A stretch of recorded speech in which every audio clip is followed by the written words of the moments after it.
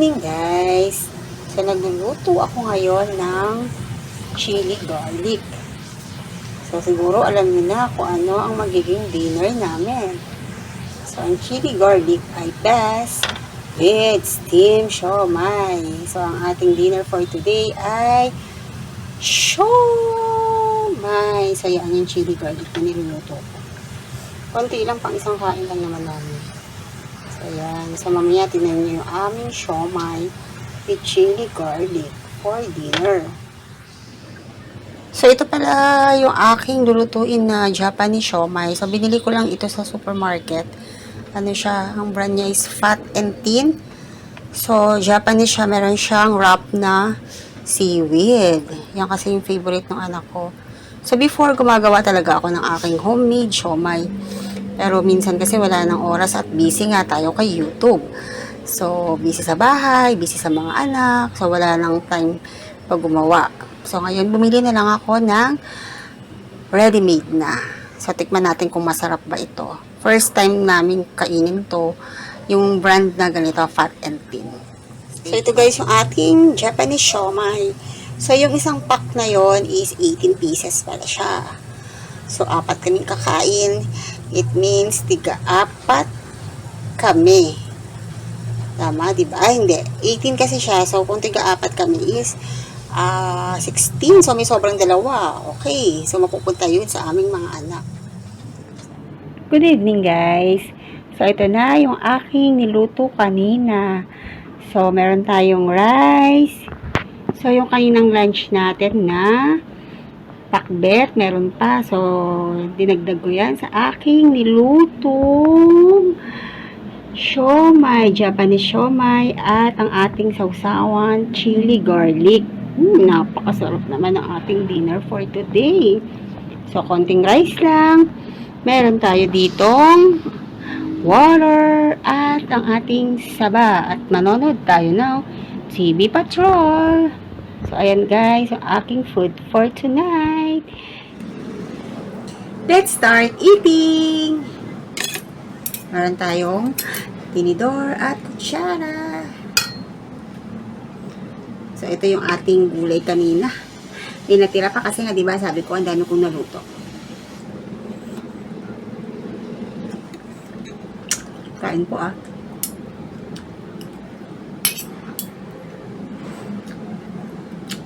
Masarap lang yung pakbet. Okay lang, straight body pala tayo. Parang sa naikita ko sa video ko kasi parang medyo nangukot ako.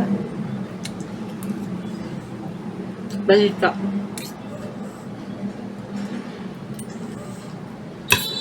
Traffic na ngayon, no? Yung isang araw, nagsundo yung asawa ko sa monumento.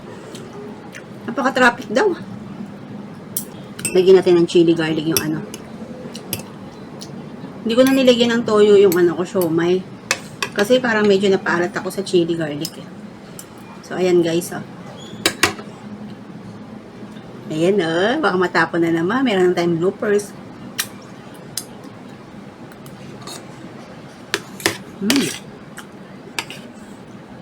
Anghang.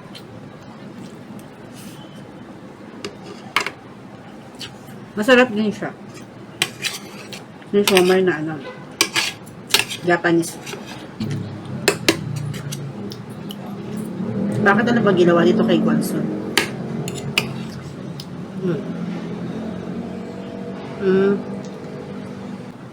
Grabe. Naubulan si Gwanson. Nagalit na yung mag-asawa. Foreigner pala.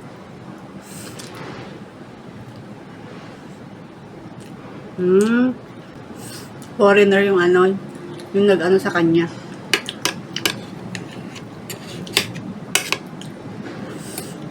Mga foreigner talaga. Dapat nire-respect niyo yung mga Pilipino. Nandito kayo sa Pilipinas eh. Diba?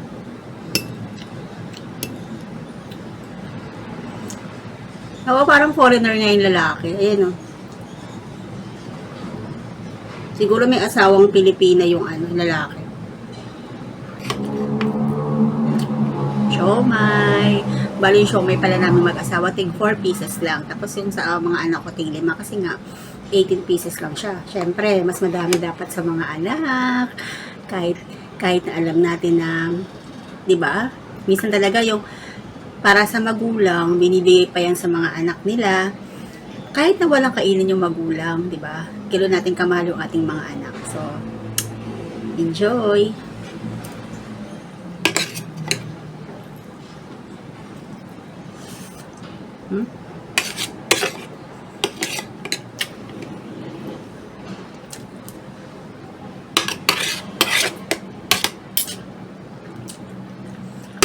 Di ba meron pang isang parang Russian vlogger na hinuli? Kaya parang ang Pilipino siya, minamalit niya yung mga Pilipino. Hinuli siya. Alam ko Russian yun eh. Ayoko ng mga pelikula Pilipino masyado. Hindi ko bet. Pa-fast forward natin. Chika Mini. Ano to eh? Yung showbiz. Gusto ko lang balita lang.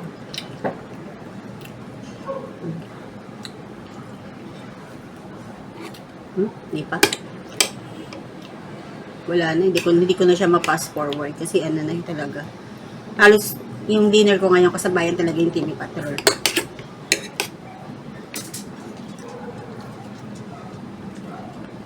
Well, masarap pa rin ang pakpet kahit na ano. Kahit kanina pa siya. Ininit ko lang.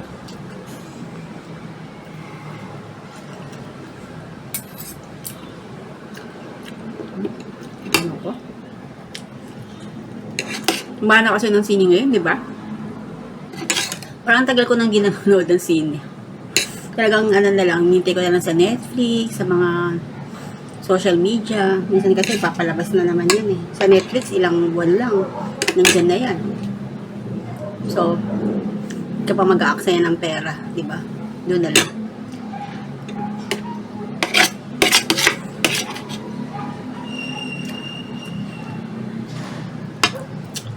Ang sarap ng siomay din.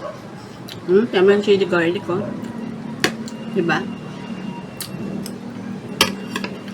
Ayoko nga manood eh. Sayang pera. Siomay, pangatlo.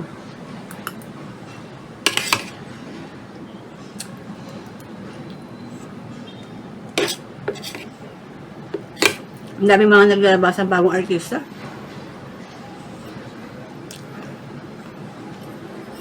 Ang daming gustong mag-artista.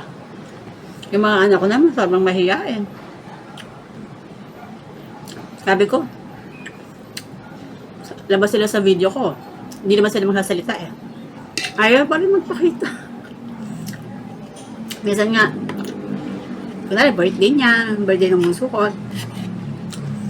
Tapos pipicturean ko siya, may cake, ganyan. Sabi niya, Mami, huwag mo yan ipopost ah. Ayaw, nahihiya. Hindi ko naman pinopost.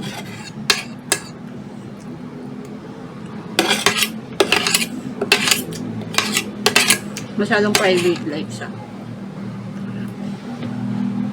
Kaya, nire-respect ko naman kung ayaw nila magpa-video. Ako lang talaga ang walang sawang mag-video. May gusto mag-video. Sabi ko nga, kasi wala lang talaga yung hiya. Pag matagal mo nang ginagawa, wala na yung hiya. Siyempre, gusto mo na yung kumita. Pandagdag, siyempre, panggastos. Maliit man, at least, may pandagdag.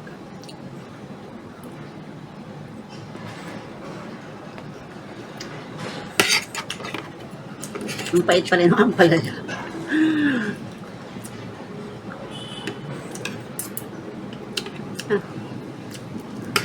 Last na yung siomay ko. Parang bitin. Parang gusto ko pa. Kasi wala na eh. Isa lang yung binili ko kasi isang pack lang. Last.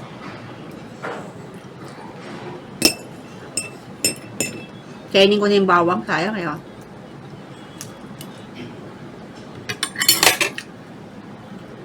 Sarap. Wala talaga ako hinihindian na. Lahat kinakain. Sabi lang tayo ulit sa ba. So, kaya ng lunch, may saba tayo sa kalangkay. Wala na lang ka. Saba na lang.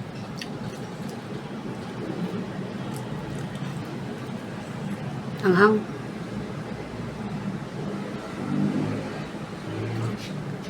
Namimiss ko nang gumawa ng chili garlic, kaya gumawa ako ngayon. Itong batang Quiapo.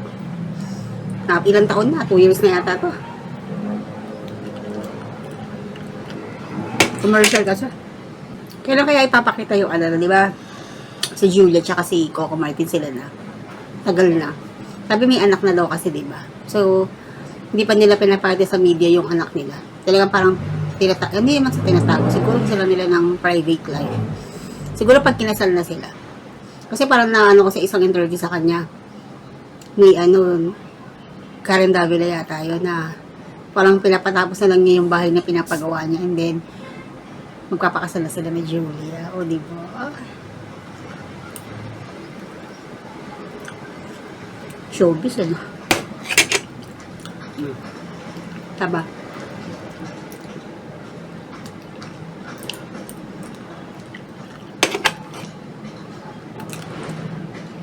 Last na.